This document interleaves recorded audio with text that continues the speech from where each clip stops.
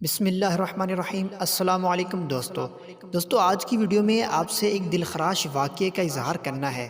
Face بک چلاتے ہوئے میری نظر کے سامنے ایک ایسی پوسٹ آئی جو اس وقت آپ اپنی سکرین پر دیکھ رہی ہیں، جس میں ایک روٹی رکھی ہوئی ہے اور اس کے اوپر سگریٹ کے چند ٹکڑے اور ان کی راکھ پڑی ہوئی ہے۔ یہ کوئی اتفاقی امر نہیں بلکہ کچھ جاہل اور بے قدرے لوگوں کی گھٹیا حرکت ہے کہ جس نے روٹی کی قدر کو بھلا کر اپنے گندے نشے کے کوڑا کرکٹ جمع کر کے رکھنے کے طور پر اس روٹی کو استعمال کیا ہے۔ کیا یہ رزق کی بے حرمتی نہیں؟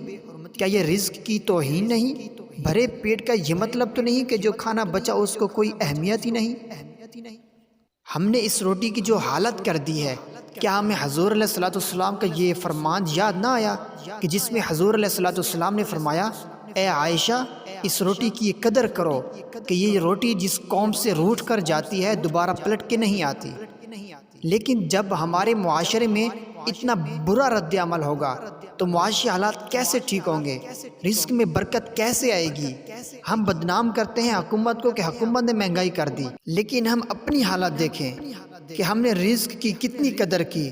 خدا را رزق کی قدر کریں۔ یہ تو کتاب اللہ کا فیصلہ ہے کہ جو قوم اپنی خود حالت نہیں بدلتی، اللہ تعالیٰ بھی ان کی حالت کو نہیں بدلتا۔ جو کھانا بچ گیا کسی غریب کو دے دیں تاکہ وہ بھوکا نہ سوئے۔